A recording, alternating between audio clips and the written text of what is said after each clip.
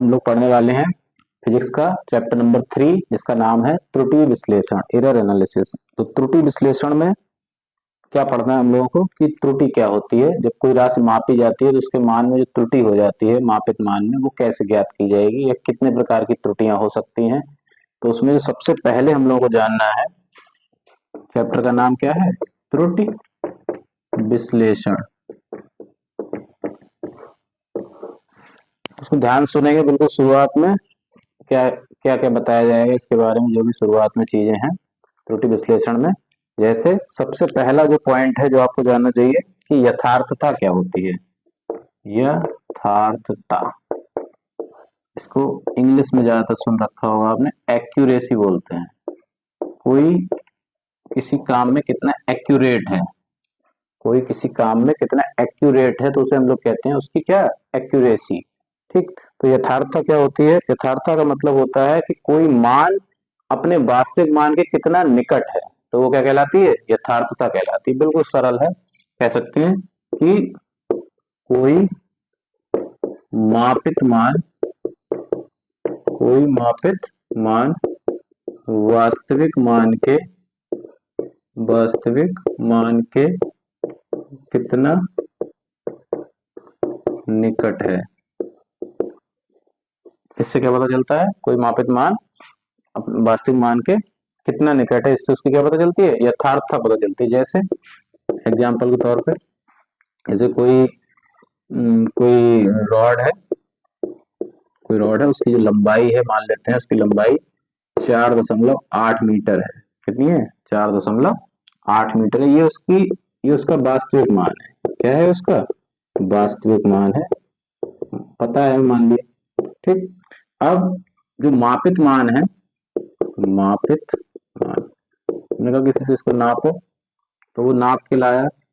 एक लोग ले आया 4.6, कोई ले आया 4.5, कोई लाया 4.4 और कोई ले आया 4.7। तो ये 4 मापित मान है किसके, एक रॉड है, उसकी एक छड़ है, उसकी लंबाई सबने नापी अलग अलग। तो किसी ने 4.6 नापी, किसी ने 4.5, किसी ने 4.4.7। तो अब कोई पूछे कि इसमें सबसे यथार्थ मान कौन सा है, सबसे यथार्थ वैल्यू कौन सी है, तो आप सिंपल चेक कर लेंगे कि कौन सी ऐसी वैल्यू है जो 4.8 के सबसे ज्यादा निकट है। तो सबसे ज्यादा निकट कौन है, 4.7। तो हम कह सकते हैं यथार्थता जो सबसे ज्यादा है वो इसकी 4.7 की है। तो ये 4.7 क्या हो गया, ये यथार्थ मान हो गया। क्या हो गया, यथार्थ मान। तो आप समझ गए होंगे यथार्थता क्या होती है। यथार्थता का मतलब होता है कि कोई मापित मान वास्तविक मान के कितना निकट है, तो वह उसकी क्या कहलाती है, तो वह यथार्थ वैल्यू कहलाती है।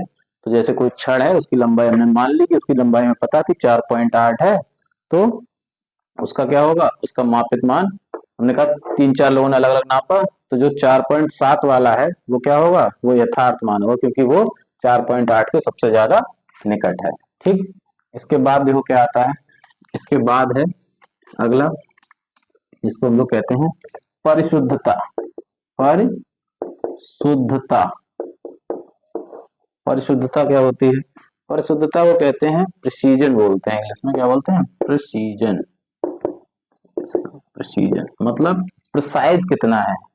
प्रिसाइज का मतलब क्या है कि मापी गई राशि जो है, मापी गई राशि, मापी गई राशि किस विभेदन सीमा तक नापी गई है, किस विभेदन सीमा तक मापी गई है, मापी गई। क्या मतलब विभेदन सीमा का, विभेदन सीमा आप सिंपल समझ सकते हैं कि पॉइंट के कितने स्थान तक कोई वैल्यू मापी गई है, पॉइंट के कितने स्थान तक। जैसे एक एग्जांपल लेते हैं, क्या, जैसे कोई मान है, कोई छड़ है, ठीक, छड़ की एक्चुअल लंबाई जो है उसकी वास्तविक लंबाई, छड़ की वास्तविक लंबाई, जैसे वो नोर माना तो 4.8 मानी थी, तो वही ले लेते हैं कि वास्तविक लंबाई क्या है, 4.8 है। अब हमने कहा कई लोगों से कि अलग अलग मापो इसे, कितना कितना नापते हैं।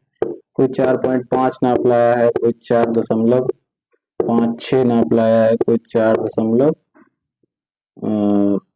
मान लेते हैं 4.465 नाप लाया है, इस तरीके से तो अब इसमें हमें ये बताना है कि कौन सा मान अधिक परिशुद्ध है, कौन सा मान अधिक परिशुद्ध है और कौन सा मान अधिक यथार्थ है। तो जो कोई यथार्थ वैल्यू जो है वो तो ये है, क्योंकि ये 4.8 के इन तीनों मानों की तुलना में सबसे अधिक नजदीक है। ठीक, पर परिशुद्ध जो है वो ये है क्योंकि ये पॉइंट के सबसे ज्यादा स्थान तक नापी गई है।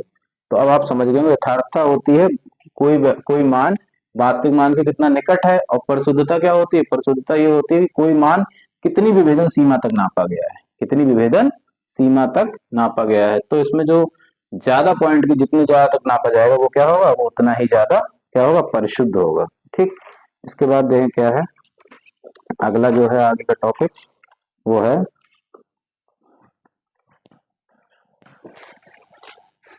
अल्पतमांक।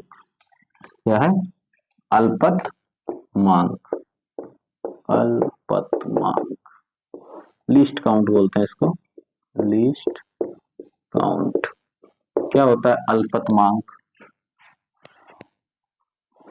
जैसे कोई पैमाना है तुम्हारे पास, मान लिया जैसे आपके पास जो साधारण पैमाना होता है घर में जो स्केल होती है, तो हम लोगों के पास उस स्केल से आप कम से कम कितनी वैल्यू नाप सकते हैं, और शुद्ध कम से कम शुद्धता के साथ कितनी वैल्यू नाप सकते हैं, वही उस पैमाने का क्या कहलाएगा, भाई उस पैमाने का अल्पतमांक कहलाएगा। जैसे अगर आप समझ रहे हो अल्पतम, और मांग का मतलब अल्पतम अंक, मतलब जो आप सबसे कम काउंट कर पाए, लीस्ट काउंट का मतलब क्या है, जो सबसे थोड़ी सी दूरी आप क्या कर पाए, कम से कम दूरी जो, तो आप कह सकते हैं सिंपल परिभाषा है, किसी मापक यंत्र द्वारा, किसी मापक यंत्र द्वारा मापी जा सकने वाली, मापी जा सकने वाली न्यूनतम, मतलब कम से कम माप, उस मापक यंत्र का क्या कहलाता है, अल्पतमांक कहलाता है, अल्पतमांक कहलाता है।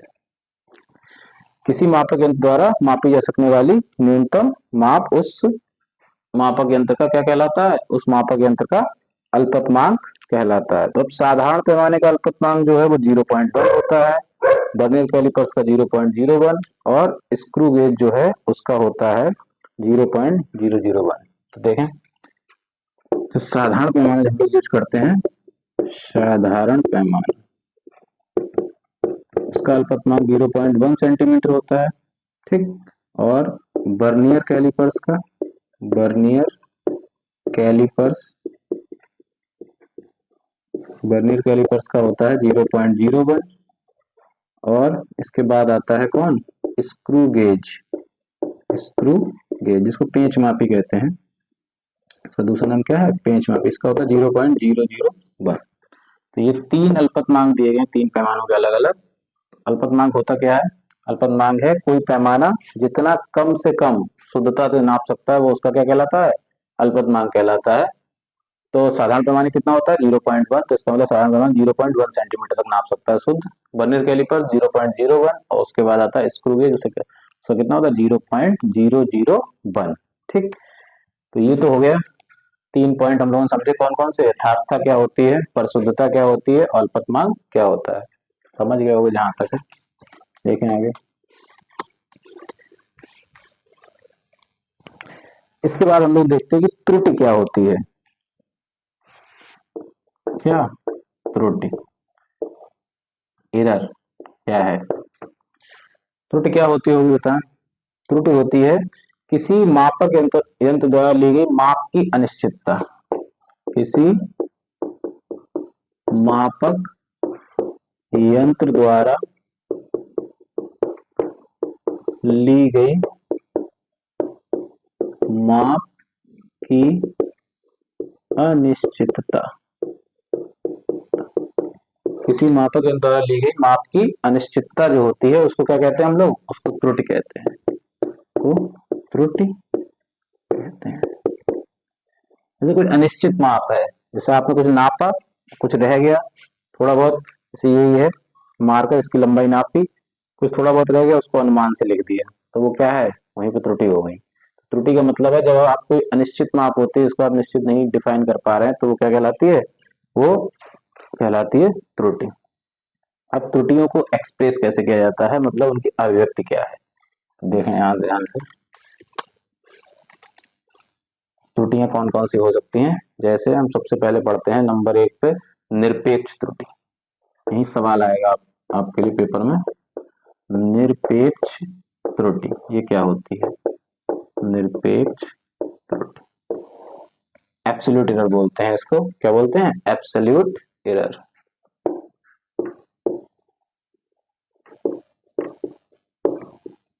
एब्सोल्यूट एरर कहते हैं इसको, ठीक। तो निरपेक्ष त्रुटि क्या होती है, बहुत सरल है, सिंपल। निरपेक्ष त्रुटि का मतलब है, परिभाषा आपको इस सूत्र से समझ में आ जाएगी, वास्तविक मान जो हो, वास्तविक मान और जो प्रेक्षित मान हो, प्रेक्षित मान मतलब मापित मान हो जो, उसे घटा दो। तो वास्तविक मान और प्रेक्षित मान का जो अंतर होता है, वास्तविक मान और प्रेक्षित मान का क्या होता है, अंतर होता है। अंतर लगा लें यहाँ पे, अंतर का मतलब है निगेटिव नहीं होगा, पॉजिटिव ही रहेगा, दोनों में से जो बड़ा हो उसमें से घटाया जाएगा। तो वास्तविक मान और प्रेक्षित मान का जो अंतर होता है उसे हम लोग क्या कहते हैं, उसे कहते हैं निरपेक्ष त्रुटि कहते हैं, ठीक। तो कोई भौतिक राशि मान लेते हैं, उसके आधार पर निकाल के देख लेते हैं क्या होगी निरपेक्ष त्रुटि, ठीक। यदि कोई भौतिक राशि, यदि कोई भौतिक राशि, मान लिया कोई ए है भौतिक राशि और उसकी हमने एन माप ली, यदि कोई भौतिक राशि ए की एन माप ली जाए, मतलब क्या है, मतलब जैसे कोई भौतिक राशि एन का मतलब 3 बार नापा, 4 बार नापा तो एन की वैल्यू 4 हो जाएगी, 10 बार नापा तो एन की वैल्यू 10 हो जाएगी। तो जितने बार मापे, तो मान लिया एन माप ली, तो जो पहली माप थी वो मान लिया A1 है, ठीक, दूसरी A2, तीसरी A3, ऐसे डॉट डॉट कहाँ तक चलेंगी, AN तक चलेंगी, कहाँ तक चलेंगी। अब हमें निकालना हो वास्तविक मान कितना होगा, तो वास्तविक मान कैसे निकाला जाएगा, तो वास्तविक मान निकाला जा सकता है, वास्तविक मान बराबर हो जाएगा A1 plus A2 plus A3, सारे जितने मान आपने निकाले हैं टोटल वो सब जोड़ लो, एवरेज ले लो, टोटल किससे भाग लगा दो, जितनी बार आपने माप लिए, तो एन बार लिए तो एन बार, 4 बार नापा हो 4 की भाग लग जाएगी, 10 बार नापा हो 10 की, ऊपर टोटल जोड़ दिया जाए तो ये क्या है, ये एवरेज निकला। जो एवरेज आएगा वास्तविक मान, इसको AM से रिप्रेजेंट किया जाता है, AM से, ठीक, इसको रिप्रेजेंट करते हैं, तो यहाँ से AM निकाल लेंगे हम, ये हो गया वास्तविक मान। अब हमें निकालनी है प्रेक्षित मान में निरपेक्ष त्रुटियां, तो हम लोग लिख देंगे निरपेक्ष त्रुटियां। तो निरपेक्ष त्रुटियां कैसे निकाल लेंगे, निरपेक्ष त्रुटियों के लिए क्या करेंगे, निरपेक्ष त्रुटि को पहली बात तो रिप्रेजेंट करेंगे mod of delta A1, mod of delta A1, इसका मतलब क्या हो जाएगा, mod of AM minus A1, मतलब वास्तविक मान में से प्रेक्षित मान घटा दो तो जो प्राप्त होगा वो क्या होगा, निरपेक्ष त्रुटि होगी, ठीक। मॉड इसलिए लगा रखा है कि प्लस आएगा तो प्लस रहेगी, माइनस आएगा तो भी प्लस हो जाएगा। ऐसे हम लोग निकाल सकते हैं कौन, डेल्टा A2, तो वो कितनी आ जाएगी, AM माइनस A2, ऐसे करके कई निकाल सकते हैं। तो हम लोग फाइनल जैसे अगर डेल्टा AN निकालेंगे तो वो क्या होगी, AM माइनस AN। निरपेक्ष त्रुटि क्या होती है, वास्तविक मान और प्रेक्षित मान के अंतर को निरपेक्ष त्रुटि कहते हैं। अब कोई भौतिक राशि है उसके कई सारे मान निकाले गए हैं, कैसे, प्रेक्षित मान माप में ली गई है, तो उनके हमें पहले वास्तविक निकालना हो तो पहले हम सवाल में क्या करेंगे, जब भी इसका सवाल करेंगे पहले सारे मानों को जोड़ेंगे और जितने मान है उन टोटल उतनी वैल्यू से क्या करेंगे, भाग लगा देंगे। फिर निरपेक्ष त्रुटियां कैसे निकालेंगे, निरपेक्ष त्रुटि में जो वास्तविक मान होगा उसमें से जो पहली वाली क्या होगी, जो प्रेक्षित मान होगा उसे घटाएंगे, दूसरे की निकालेंगे तो दूसरा घटाएंगे, इस प्रकार क्या निकाल लेंगे, निरपेक्ष त्रुटियां निकाल लेंगे, ठीक। इसके बाद देखो क्या होता है, इसके बाद हम निकाल सकते हैं, तो इसको देखो छाप लें सब लोग हैं, क्या है सुने, इसके बाद अब हम निकालेंगे माध्य निरपेक्ष त्रुटि। क्या निकालेंगे? माध्य निरपेक्ष त्रुटि। ये क्या होता है? माध्य निरपेक्ष त्रुटि।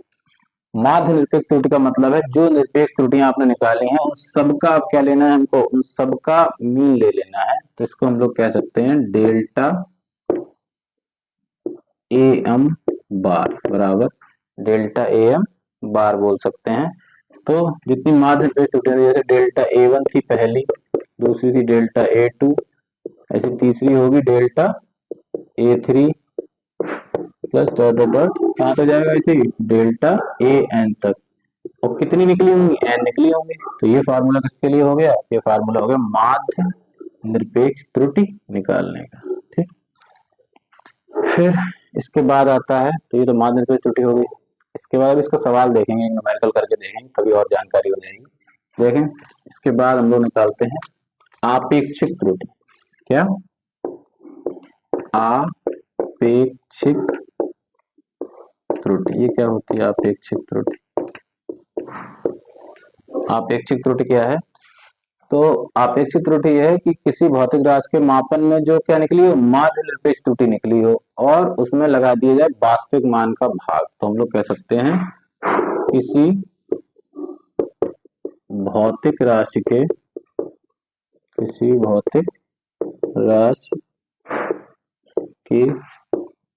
माध्य निरपेक्ष त्रुटि और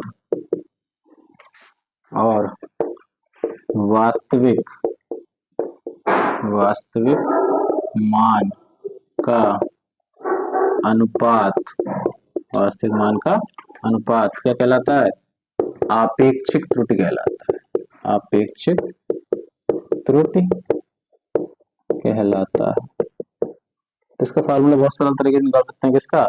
आपेक्षिक त्रुटि का। इसको डेल्टा ए से रिप्रेजेंट करते हैं। तो इसका सूत्र क्या हो जाएगा? डेल्टा ए एम बार बटे ए एम। ये क्या है? डेल्टा ए एम बार क्या है? ये है माध्य निरपेक्ष त्रुटि और ए एम क्या है? ये वास्तविक मान है। ठीक, तो ये निकल आई हमारी कौन सी त्रुटि? आपेक्षिक त्रुटि। ठीक, इससे प्रतिशत त्रुटि निकालना और सरल है। क्या करना है? प्रतिशत त्रुटि। ये क्या होता है? प्रतिशत त्रुटि। प्रतिशत त्रुटि निकालने के लिए क्या करेंगे? जो आपेक्षिक त्रुटि आई है हमारी डेल्टा ए एम बार जो आपेक्षिक त्रुटि है, इसमें अगर हम 100 की मल्टीप्लाई कर दें, कितने की? 100 की मल्टीप्लाई कर दें तो हमारी बन जाएगी प्रतिशत त्रुटि। ठीक, समझ गए होंगे अपेक्षिक त्रुटि क्या होता है। तो अपेक्षिक त्रुटि होता है किसी भौतिक राशि की माध्य निरपेक्ष त्रुटि और वास्तविक मान का अनुपात क्या कहलाता है? आपेक्षिक त्रुटि कहलाता है। फार्मूला सिंपल है, आप समझ गए होंगे जहां तक। इसके बाद आती है वर्ग माध्य मूल त्रुटि। क्या आती है? वर्ग माध्य मूल त्रुटि। इसको बोलते हैं हम लोग RMS एरर। RMS एरर क्या मतलब होता है? RMS का R मतलब root, M for mean, S for square. तो वर्ग माध्य मूल, स्क्वायर मतलब वर्ग, मीन मतलब माध्य, रूट मतलब मूल, तो होगा वर्ग माध्य मूल और एरर मतलब त्रुटि। तो इसको RMS एरर बोला जाता है। क्या बोला जाता है? RMS error. ठीक, तो इसको देखो सिंपल एक फार्मूले से समझ लेते हैं, बहुत आसानी से समझ में आ जाएगा। ये स्मॉल सिग्मा से लिखी जाती है, आधे ना की तरह बनता है, ये स्मॉल सिग्मा बोलते हैं इसे। इसका फार्मूला देखो कितना सरल है, वर्ग माध्य मूल त्रुटि। तो कैसे निकालना है? तो देखो, जो त्रुटियां होती हैं जैसे डेल्टा ए वन, उसका वर्ग करो, डेल्टा ए टू का वर्ग, डेल्टा ए थ्री, ये सब त्रुटियां हैं, इनका क्या कर लिया? वर्ग कर लिया। ठीक, और डेल्टा ए एन का वर्ग। फिर वो कह रहा है वर्ग करने के बाद आपको क्या करना है? माध्य करना है। तो माध्य का मतलब क्या है? ये सब जोड़ो त्रुटियां और जितनी हो उनसे भाग लगाओ। तो ये क्या हो गया हमारा? ये हो गया अभी हमारा वर्ग हो पाया। हमने त्रुटियों का वर्ग किया क्योंकि उसने कहा वर्ग करना है। फिर कहा माध्य करना है, तो माध्य के लिए हमने सबको जोड़ा और यहाँ से डिवाइड कर दिया।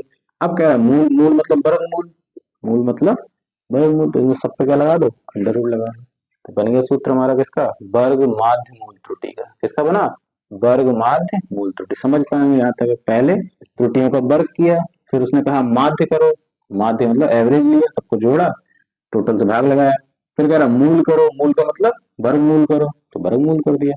तो ये हो गई हमारी वर्ग माध्य मूल त्रुटि। ठीक, तो उम्मीद है समझ गए होंगे वर्ग माध्य मूल त्रुटि क्या होती है। तो ये त्रुटियां हैं कौन कौन सी, निरपेक्ष त्रुटि, माध्य निरपेक्ष त्रुटि, फिर आपेक्षिक त्रुटि, प्रतिशत त्रुटि, वर्ग माध्य मूल त्रुटि। तो आपको जो सवाल आएगा वो सवाल सब पूछेगा, जितनी त्रुटियां हैं इसमें आपने पढ़ी अभी तक,